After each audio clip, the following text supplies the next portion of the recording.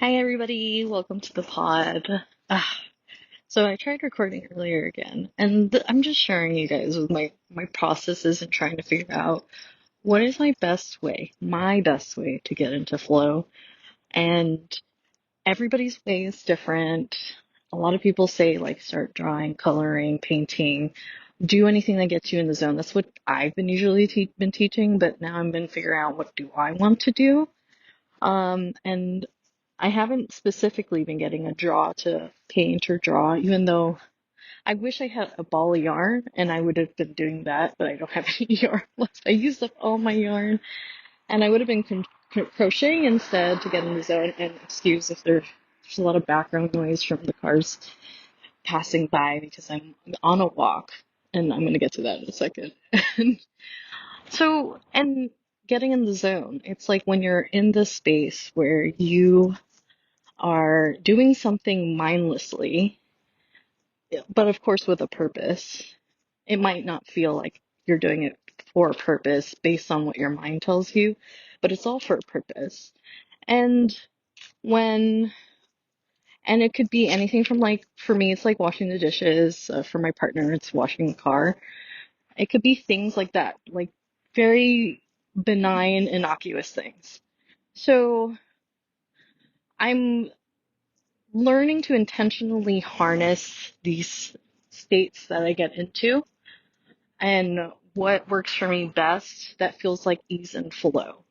So right now, I already know in like my last few podcast episodes, I share with you guys like, oh, I just got back from the gym and I felt like I needed to say something right now, do a recording. I had a lot of things come out of me. So I went to the gym this morning and did all the things, the gym things, went for a walk, and I got home and tried to record, and I was just like, bleh. It would not come out. And I was like, well, what the fuck? Well, if I was paying attention to myself, I would have noticed that I was forcing myself again to make something happen because operative word think, that I had to do it after um, rolling out or going to the gym. So I'm realizing that one, or A, that going to the gym is not always the solution for moving my energy in my center. And motor center is human design terminology for what everybody has in their, I believe it's the sacral center. And or actually there's more than one motor center. And that gets your energy moving. Your creative source of energy moving is by moving your body. But for me, not every day apparently, not every day it's going to be from going to the gym. So right now, and granted, I did spend the last like week loafing, loafing like a cat, because I was just like so overwhelmed by Thanksgiving. My bestie came to visit right before, and I had like one day of reprieve, and then like the next 2 days, I was just like, more people. So I was like major peopling for a whole week. And back to human design, I have a 2 profile in my human design, and it's basically called the hermit. So I do have needs to hermit, needs to be away from people. And not saying that people are bad, it's just an energetic need I have for myself. Like I need to just step away and be in my own zone. So that being said, that's why I'm walking again. I am walking. It's like 6 o'clock at night. It's dark. And I actually messaged a couple friends, sent them voice notes, and it felt really good. And I was just like, ooh, this is a moment to fire off. This is a moment to just send a little blurb out into the universe about my thoughts that's coming through my body because I'm like in the act of moving my motor centers, which is fucking cool. It feels really good and I feel really excited. Like I think sometimes when I'm in my stillness, my my what word? My lucky go my lucky what is it? What is it? What is the phrase?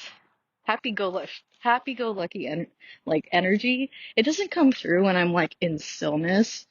And I know you guys probably haven't seen that side of me yet because I'm always like sitting in stillness in my room and like setting up like a whole recording thing. This podcast episode is not going to come with a video, guys. Sorry.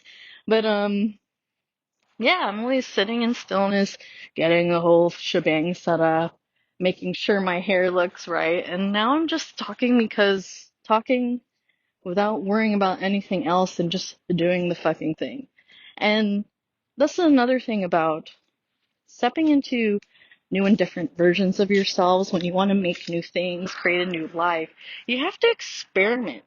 Use the energy of experimentation and openness and creativity and exploration to figure out what works for you because everybody's going to have different solutions. And that like takes me back to my life coaching stuff. I love helping people like tell themselves that it is okay, that the thing that their coaching action for themselves that we come up with in in session is it's okay. That is your answer. And that answer is only going to work for you, maybe a few other people. Definitely not going to work for me. Maybe not. I'm I'm a weirdo when it comes to my actions. Not saying that any actions are weird. I'm just being silly. So I wish you guys were with me tonight. It's very beautiful. The moon is out. It's like half a half moon. I don't know what they call that. Gibbous or waning? I don't know. So, um, other than that, let's see. And ooh, I'm sorry. There's dogs barking in the background. I love animal. They're this is another thing I don't talk about that much on that I haven't actually touched on at all. Is I'm like my obsession with animal signs. I think I've talked about angel numbers before, but animal signs and like and just in synchronicities, they're just so much fun. And animal signs are like one of my big go-tos in my daily life. A lot of recently I've been seeing a lot of black cats. And for anybody who doesn't know what to do with any kind of signs, it doesn't have to be animals. It could be a random thing, like maybe, I don't know, a yellow hat. Or for my bestie, a purple flamingo. One time we had this cool, let me tell you a quick story. Ooh, there's crunchy leaves coming up, so watch out. Hopefully it's not too like crackly in the background.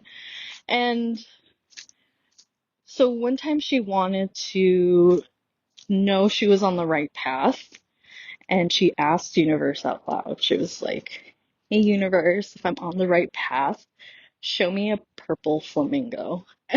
And she told me that. I laughed, and I actually saw her, like we were together when she said that. And or maybe we weren't, but she told me about it and it hadn't happened yet. And it was really funny because she was like, I was like, why a purple flamingo? And she was like, because um like pink flamingos are freaking everywhere. Like this will help me really feel, operative word, feel that universe has my back and is on my side. And then like a few weeks later, and I've already like moved out of her house because I was like staying over at her house for that summer. This is the summer I took a sabbatical after I left my ICU nursing career. And she texted me and she's like, guess what I found at Home Goods or whatever place she went to. And she was like, I was like, what? And she's like, a purple flamingo. And I was like, what the fucking fuck? Purple flamingos don't exist. She found one. It was a stuffy at one of those like home stores. Like it was probably Home Goods. And It took like a month or two, and a lot of that, and two things come to mind. One thing, it took her like about 2 months to manifest the purple flamingo from universe. And I was just like, wow, like, you gotta give, whenever you're manifesting something, you gotta give it the time it deserves. Like, especially if you're asking for something that most likely doesn't exist, but quote unquote doesn't exist. But if anybody's thinking of it, then it exists on as a sidebar. But you can't, like, when you're manifesting, you can't, universe won't work on your timeline. In short, universe doesn't work on your timeline. That's like asking God to work by your terms. I'm like, what the fuck? And God knows better than you. Universe sees all, knows all. So, like, what if you did get the thing you wanted, and what if you caused this crazy butterfly effect or something, and like wrecked all kinds of things because you needed this purple flamingo at this certain time because you couldn't trust the universe to deliver it at like when they wanted to deliver it, when the universe wanted to deliver it. So part of it is a measure of trust. And then the other part is patience and the learning of not having expectations for when a manifestation comes and how it will come. So I didn't know I was going to go into talking about manifestation, but that is one of my favorite stories about manifestation. I was talking to a client the other day, and fun thing, she was like, we were talking about the journaling program. She, mentioned it in previous podcast episodes. I'm coming up with this program right now. It's like being taught. I'm teaching this skill to other people, and it's about mind management for overthinkers or people who don't know how to parse through different thoughts that come from different parts of themselves, and like getting closer to the higher self voice, the voice of your soul, the voice of your intuition, and then being able to use the skill too for self-awareness and to also self-hypnotize yourself with to be new in different ways, rewiring your subconscious mind. Um, and right now it's a program that I'm mentoring and teaching at the moment until I figure out how I want to create this program, which is in the works. Like the how that's coming together is in the works in the background, which I'm really excited. Like, universe really wants me to make this program, but universe knows that I don't know how to fucking make a program.